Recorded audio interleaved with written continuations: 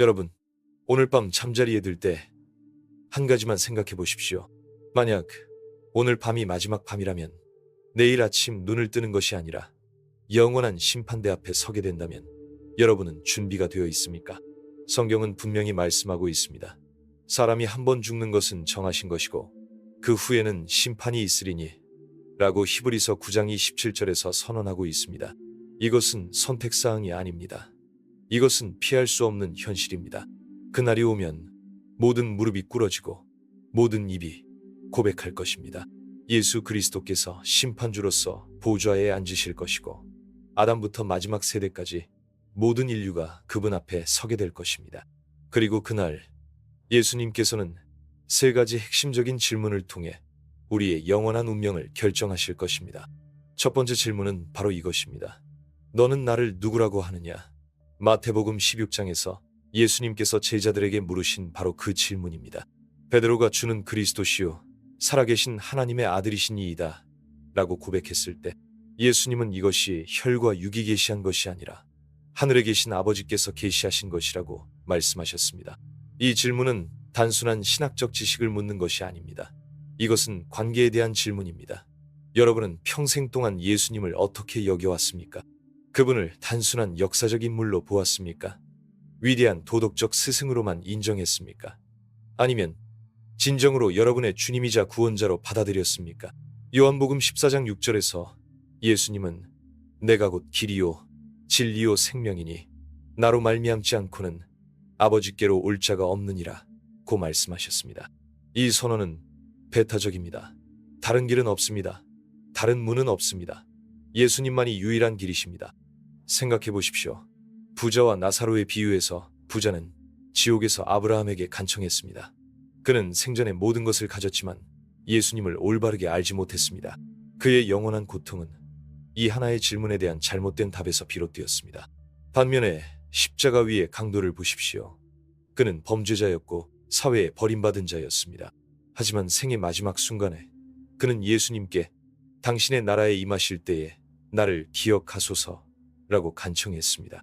그는 예수님이 누구신지 깨달았고 그날 낙원에 들어갔습니다. 여러분의 사회적 지위, 재산, 학력, 종교적 활동은 이 질문 앞에서 아무 의미가 없습니다. 오직 한 가지만이 중요합니다. 여러분이 예수 그리스도를 어떻게 여기느냐 하는 것입니다. 그분을 여러분의 개인적인 구주로 받아들였습니까? 그분의 십자가 죽음이 여러분의 죄를 위한 대속이라고 믿습니까? 사도행전 4장 12절은 이렇게 선언합니다. 다른 이로서는 구원을 받을 수 없나니 천하 사람 중에 구원을 받을 만한 다른 이름을 우리에게 주신 일이 없음이라. 이것이 복음의 심장입니다. 이것이 첫 번째 질문의 핵심입니다. 하지만 사랑하는 성도 여러분, 예수님이 첫 번째 질문, 너는 나를 누구라고 하느냐에 만족스러운 답을 들으신 후에도 심판은 끝나지 않습니다. 왜냐하면 진정한 믿음은 단순한 지적 동의가 아니기 때문입니다. 야고보서 2장 19절에서 말씀하시듯이 귀신들도 믿고 떠느니라고 하셨습니다.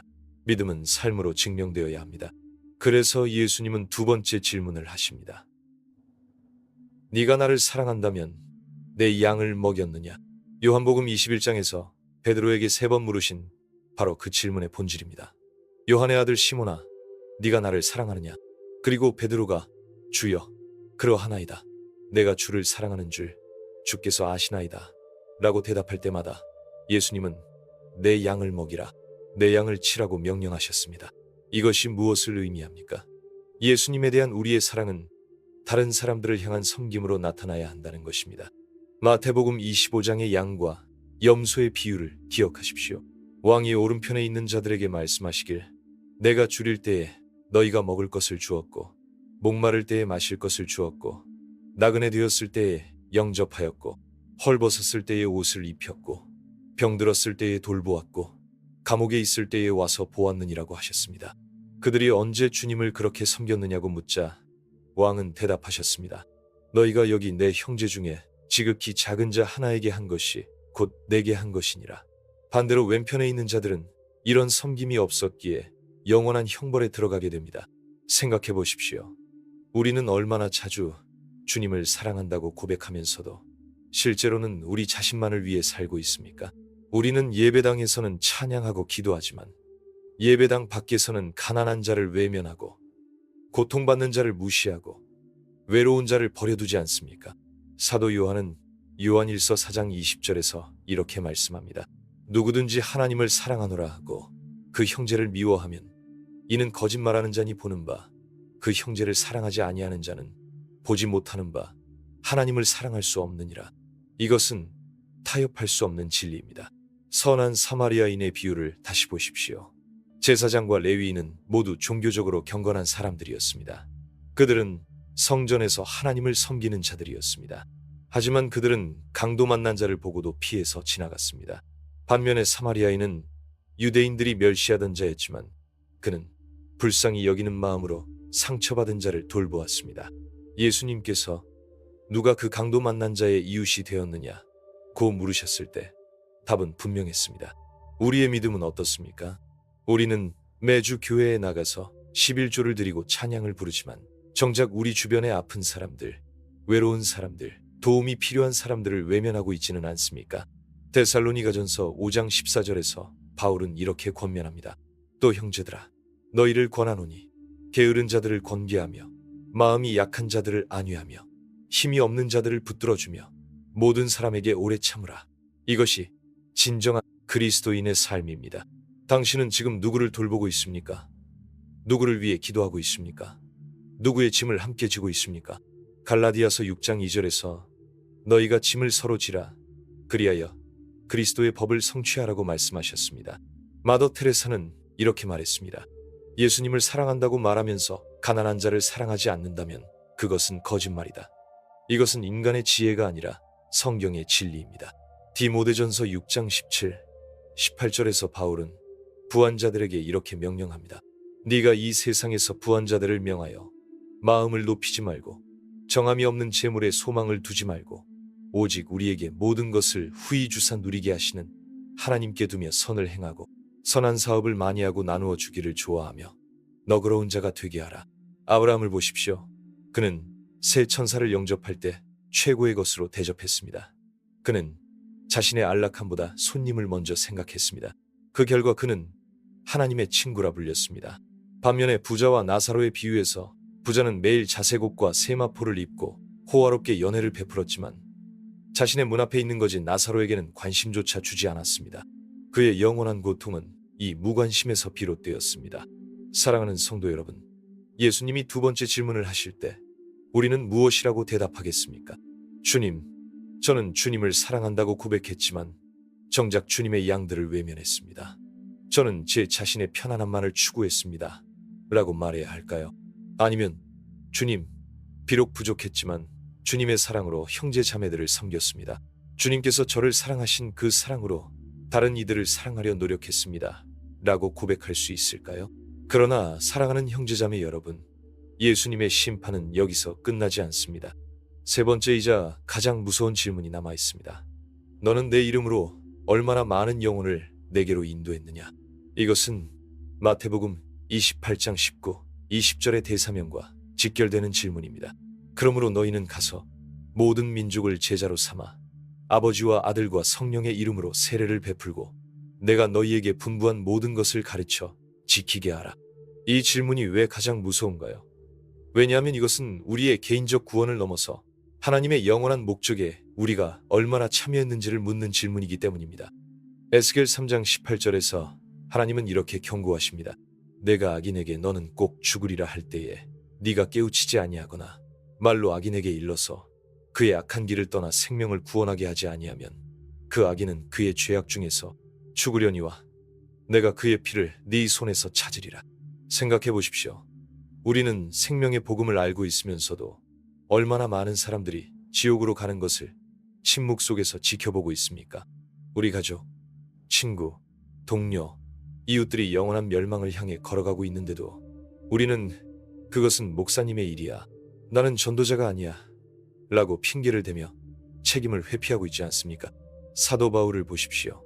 로마서 9장 3절에서 그는 이렇게 고백합니다. 내가 큰 근심이 있는 것과 마음에 그치지 않는 고통이 있는 것을 내 양심이 성령 안에서 나와 더불어 증언하노니 나의 형제 곧 고륙의 친척을 위하여 내 자신이 저주를 받아 그리스도에게서 끊어질지라도 원하는 바로라. 이것이 진정한 복음 전도자의 마음입니다.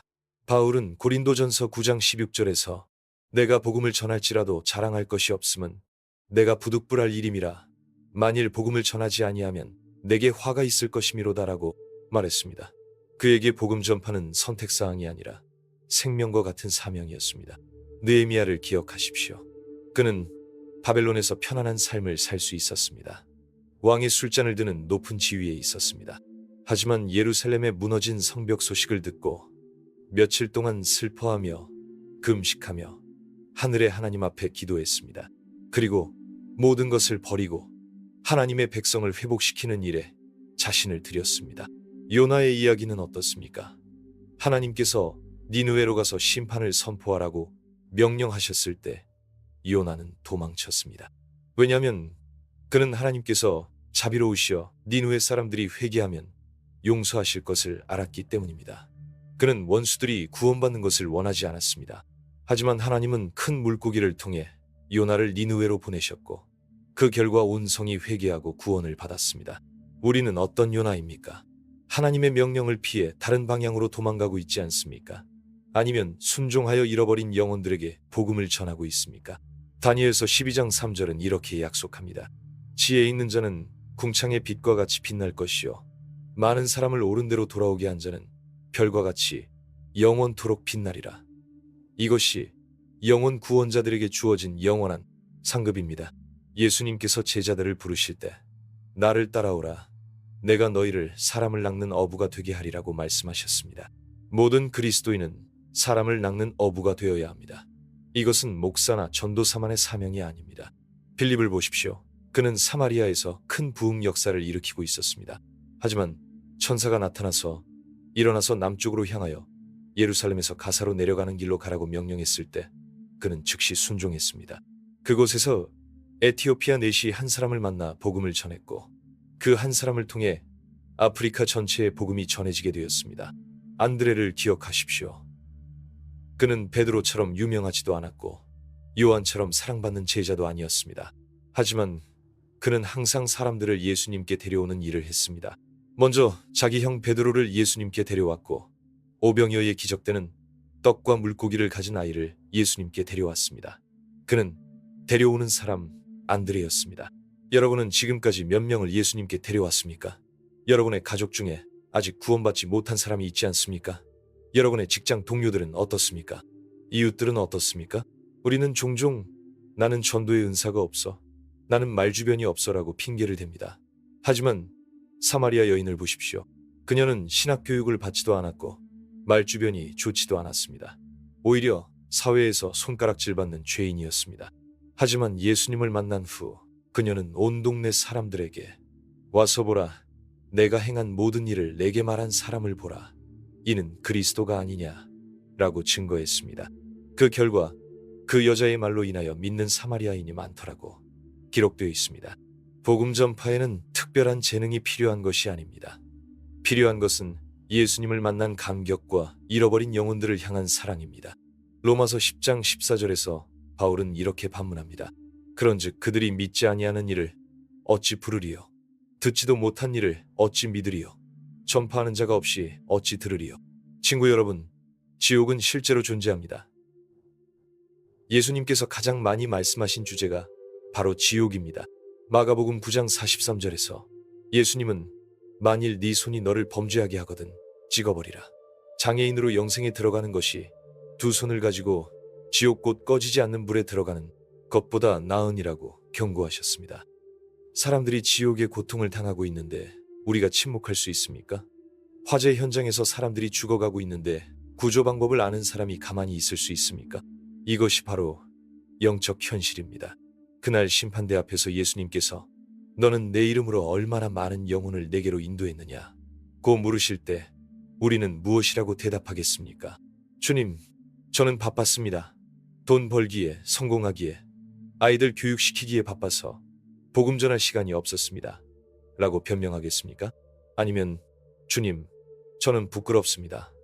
저에게는 기회가 있었지만 두려움 때문에, 체면 때문에 거절당할까봐 두려워서 침묵했습니다.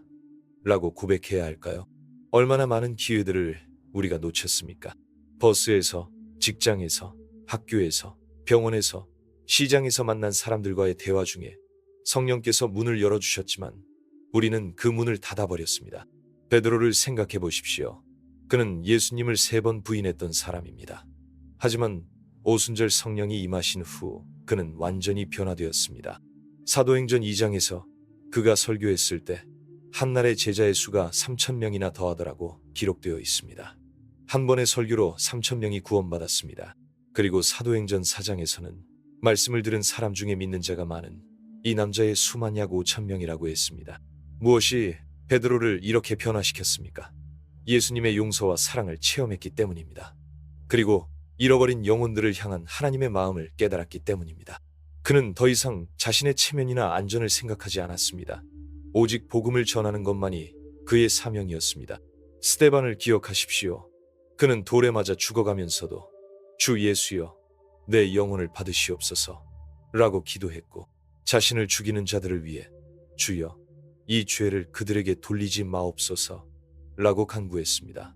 그의 순교는 헛되지 않았습니다. 그것을 지켜본 사울이 나중에 바울이 되어 이방인의 사도가 되었습니다. 한 사람의 죽음이 수많은 생명을 구원하는 역사가 된 것입니다. 여러분, 우리는 죽을 각오로 복음을 전해야 할 때가 있습니다. 물론 모든 사람이 순교자가 되라는 것은 아닙니다. 하지만 적어도 우리의 편안함, 우리의 체면, 우리의 인간관계를 위해 복음을 숨겨서는 안 됩니다. 디모데후서 4장 2절에서 바울은 디모데에게 이렇게 명령합니다. 너는 말씀을 전파하라. 때를 얻든지 못 얻든지 항상 힘쓰라. 범사에 오래 참음과 가르침으로 경책하며 경계하며 권하라. 때를 얻든지 못 얻든지 즉 기회가 있든 없든 상황이 좋든 나쁘든 항상 복음을 전하라는 것입니다. 모세를 보십시오. 그는 애굽의 모든 학술을 다 배운 지식인이었고 바로의 딸의 아들로 불릴 만큼 높은 지위에 있었습니다. 하지만 히브리서 11장 24, 26절에서 말씀하시듯이 믿음으로 모세는 장성하여 바로의 딸의 아들이라 칭함을 거절하고 도리어 하나님의 백성과 함께 고난받기를 잠시 죄악의 낙을 누리는 것보다 더 좋아하고 그리스도를 위하여 받는 능욕을 애굽의 모든 보화보다 더 큰 재물로 여겼으니 이는 상주심을 바라봄이라. 그는 세상의 영광과 부를 버리고 하나님의 백성을 구원하는 일에 자신의 생을 들였습니다. 아브라함을 생각해 보십시오.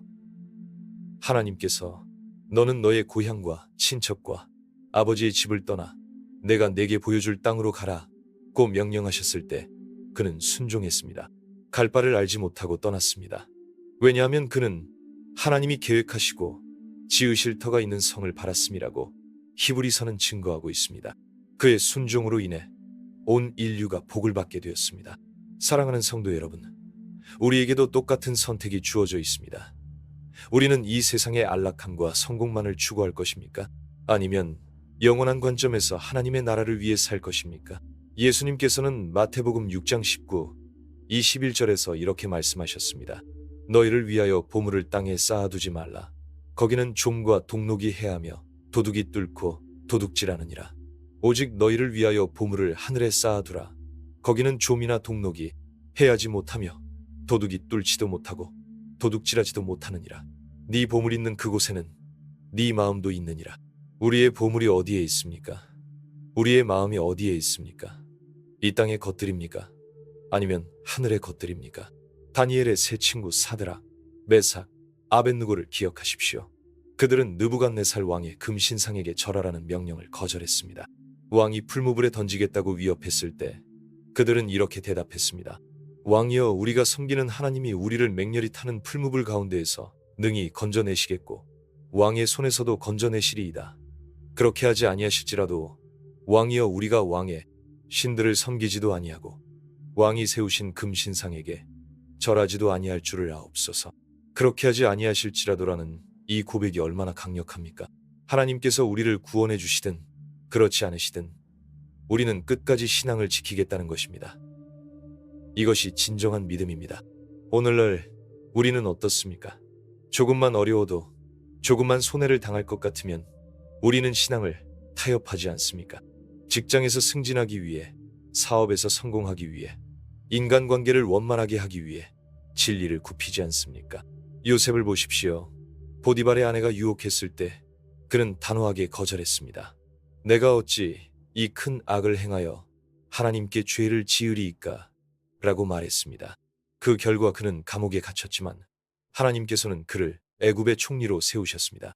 그의 한 번의 순종으로 야곱의 가족 전체가, 즉 이스라엘 민족 전체가 구원을 받았습니다. 룻을 생각해 보십시오. 그녀는 이방 여인이었지만 시어머니 나오미를 따라 베들레헴으로 갔습니다. 어머니의 백성이 내 백성이 되고 어머니의 하나님이 내 하나님이 되시리니라고 고백했습니다. 그녀의 이 결단으로 인해 그녀는 다윗의 증조할머니가 되었고 나아가 예수님의 족보의 이름을 올리게 되었습니다. 에스더는 어떻습니까? 모르드게가 네가 만일 이때에 잠잠하여 말하지 아니하면 유대인은 다른 데로 말미암아 노임과 구원을 얻으려니와 너와 네 아버지의 집은 멸망하리라. 네가 왕후의 자리를 얻은 것이 이때를 위함이 아닌지 누가 알겠느냐고 했을 때 에스더는 내가 만일 죽으면 죽으리이다 라고 결단했습니다. 그녀의 용기로 인해 온 유대 민족이 학살에서 구원받았습니다. 친구 여러분, 하나님께서 여러분을 이 시대에 이 자리에 세우신 것도 이때를 위함입니다. 여러분 주변에 있는 잃어버린 영혼들을 구원하기 위함입니다. 여러분의 가족, 친구, 동료들이 지옥으로 가는 것을 막기 위함입니다. 마지막으로 한 가지 더 생각해 봅시다. 예수님 자신의 모습을 보십시오. 빌립보서 2장 6, 8절에서 바울은 이렇게 증거합니다. 그는 근본 하나님의 본체시나 하나님과 동등됨을 취할 것으로 여기지 아니하시고 오히려 자기를 비워 종의 형체를 가지사 사람들과 같이 되셨고 사람의 모양으로 나타나사 자기를 낮추시고 죽기까지 복종하셨으니 곧 십자가에 죽으심이라. 예수님께서는 하늘의 영광을 버리고 이 땅에 오셨습니다. 왜입니까? 잃어버린 양 한 마리를 찾기 위해서입니다. 누가복음 19장 10절에서 인자가 온 것은 잃어버린 자를 찾아 구원하려 함이라고 말씀하셨습니다. 아니면 주님, 저는 부끄럽습니다. 저에게는 기회가 있었지만 두려움 때문에, 체면 때문에 거절당할까봐 두려워서 침묵했습니다 라고 고백해야 할까요? 얼마나 많은 기회들을 우리가 놓쳤습니까? 버스에서, 직장에서, 학교에서, 병원에서, 시장에서 만난 사람들과의 대화 중에 성령께서 문을 열어주셨지만 우리는 그 문을 닫아버렸습니다. 베드로를 생각해 보십시오. 그는 예수님을 3번 부인했던 사람입니다. 하지만 오순절 성령이 임하신 후 그는 완전히 변화되었습니다. 사도행전 2장에서 그가 설교했을 때 한날에 제자의 수가 3,000명이나 더하더라고 기록되어 있습니다. 한 번의 설교로 3,000명이 구원받았습니다. 그리고 사도행전 4장에서는 말씀을 들은 사람 중에 믿는 자가 많은 이 남자의 수만 약 5,000명이라고 했습니다. 무엇이 베드로를 이렇게 변화시켰습니까? 예수님의 용서와 사랑을 체험했기 때문입니다. 그리고 잃어버린 영혼들을 향한 하나님의 마음을 깨달았기 때문입니다. 그는 더 이상 자신의 체면이나 안전을 생각하지 않았습니다. 오직 복음을 전하는 것만이 그의 사명이었습니다. 스데반을 기억하십시오. 그는 돌에 맞아 죽어가면서도 주 예수여, 내 영혼을 받으시옵소서 라고 기도했고 자신을 죽이는 자들을 위해 주여, 이 죄를 그들에게 돌리지 마옵소서 라고 간구했습니다. 그의 순교는 헛되지 않았습니다. 그것을 지켜본 사울이 나중에 바울이 되어 이방인의 사도가 되었습니다. 한 사람의 죽음이 수많은 생명을 구원하는 역사가 된 것입니다. 여러분, 우리는 죽을 각오로 복음을 전해야 할 때가 있습니다. 물론 모든 사람이 순교자가 되라는 것은 아닙니다. 하지만 적어도 우리의 편안함, 우리의 체면, 우리의 인간관계를 위해 복음을 숨겨서는 안 됩니다. 디모데후서 4장 2절에서 바울은 디모데에게 이렇게 명령합니다. 너는 말씀을 전파하라. 때를 얻든지 못 얻든지 항상 힘쓰라. 범사에 오래 참음과 가르침으로 경책하며 경계하며 권하라. 때를 얻든지 못 얻든지, 즉 기회가 있든 없든 상황이 좋든 나쁘든 항상 복음을 전하라는 것입니다. 모세를 보십시오. 그는 애굽의 모든 학술을 다 배운 지식인이었고 바로의 딸의 아들로 불릴 만큼 높은 지위에 있었습니다. 하지만 히브리서 11장 24, 26절에서 말씀하시듯이 믿음으로 모세는 장성하여 바로의 딸의 아들이라 칭함을 거절하고 도리어 하나님의 백성과 함께 고난받기를 잠시 죄악의 낙을 누리는 것보다 더 좋아하고 그리스도를 위하여 받는 능욕을 애굽의 모든 보화보다 더 큰 재물로 여겼으니 이는 상주심을 바라봄이라. 그는 세상의 영광과 부를 버리고 하나님의 백성을 구원하는 일에 자신의 생을 들였습니다. 아브라함을 생각해 보십시오. 하나님께서 너는 너의 고향과 친척과 아버지의 집을 떠나 내가 내게 보여줄 땅으로 가라고 명령하셨을 때 그는 순종했습니다. 갈 바를 알지 못하고 떠났습니다. 왜냐하면 그는 하나님이 계획하시고 지으실 터가 있는 성을 바랐음이라고 히브리서는 증거하고 있습니다. 그의 순종으로 인해 온 인류가 복을 받게 되었습니다. 사랑하는 성도 여러분, 우리에게도 똑같은 선택이 주어져 있습니다. 우리는 이 세상의 안락함과 성공만을 추구할 것입니까? 아니면 영원한 관점에서 하나님의 나라를 위해 살 것입니까? 예수님께서는 마태복음 6장 19, 21절에서 이렇게 말씀하셨습니다. 너희를 위하여 보물을 땅에 쌓아두지 말라. 거기는 좀과 동록이 해하며 도둑이 뚫고 도둑질하느니라. 오직 너희를 위하여 보물을 하늘에 쌓아두라. 거기는 좀이나 동록이 해하지 못하며 도둑이 뚫지도 못하고 도둑질하지도 못하느니라. 네 보물 있는 그곳에는 네 마음도 있느니라.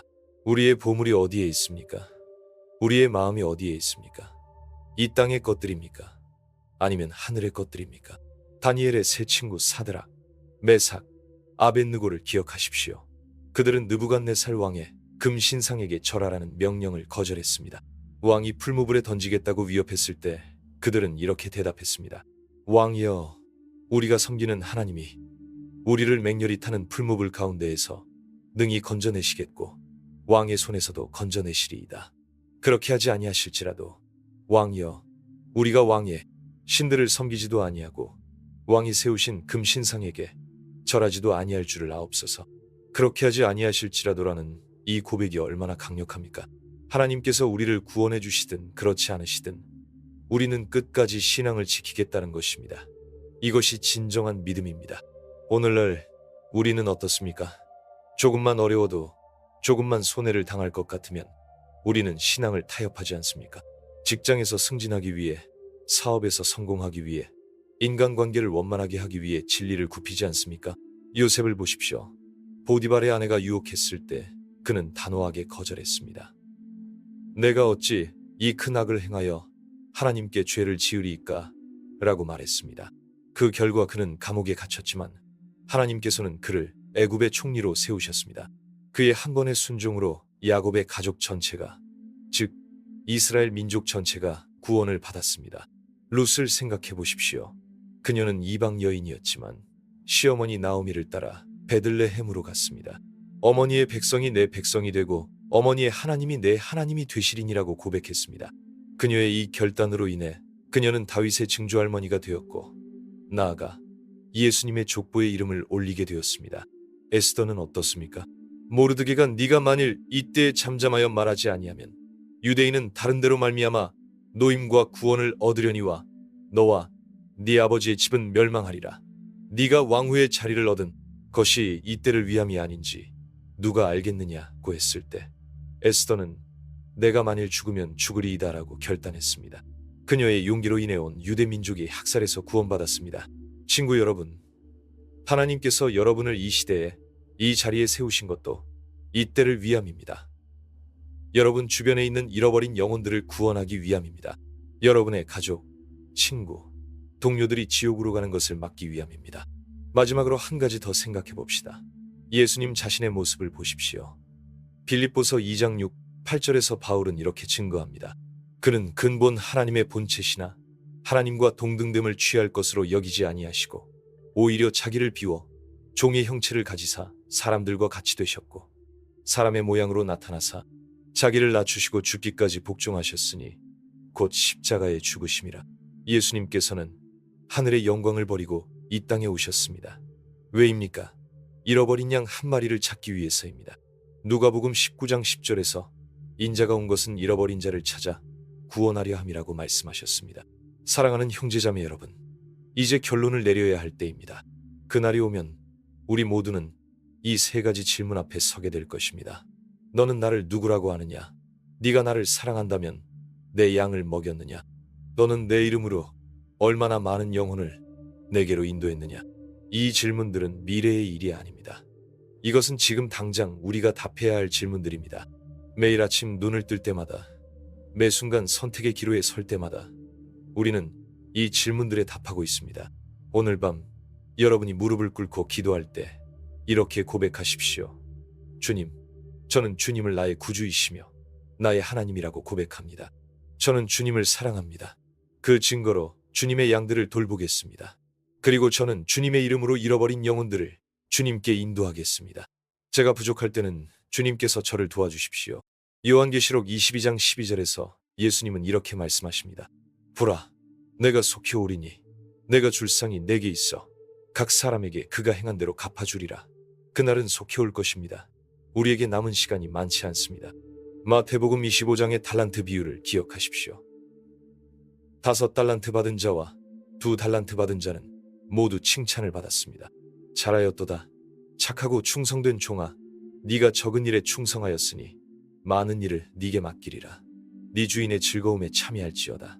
하지만 1달란트 받은 자는 그것을 땅에 묻어두었다가 악하고 게으른 종이라는 책망을 받았습니다. 여러분이 받은 달란트는 무엇입니까? 여러분의 시간, 재능, 물질, 인간관계, 모든 것이 하나님께서 주신 달란트입니다. 그것을 하나님 나라를 위해 사용하고 계십니까? 아니면 자신만을 위해 묻어두고 계십니까? 하지만 절망하지 마십시오. 아직 늦지 않았습니다. 누가복음 23장의 십자가 위의 강도처럼 생의 마지막 순간에도 회개하고 돌아오는 자에게 주님은 오늘 네가 나와 함께 낙원에 있으리라고 약속하셨습니다. 지금이 바로 그때입니다. 지금이 결단의 시간입니다. 주님께서 여러분의 마음을 두드리고 계십니다. 요한계시록 3장 20절에서 볼지어다 내가 문 밖에 서서 두드리노니 누구든지 내 음성을 듣고 문을 열면 내가 그에게로 들어가 그와 더불어 먹고 그는 나와 더불어 먹으리라고 말씀하셨습니다.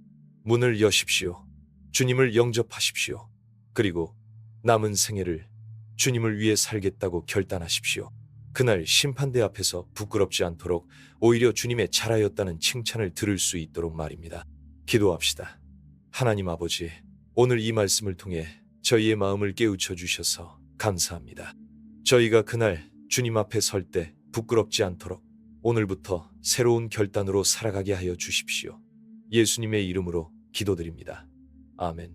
여러분이 이 메시지를 통해 은혜를 받으셨다면 더 많은 사람들이 이 진리를 들을 수 있도록 구독과 좋아요를 눌러주십시오.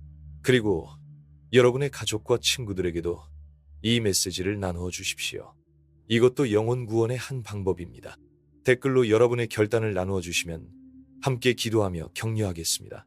하나님께서 여러분과 여러분의 가정에 풍성한 복을 내려주시기를 축복합니다.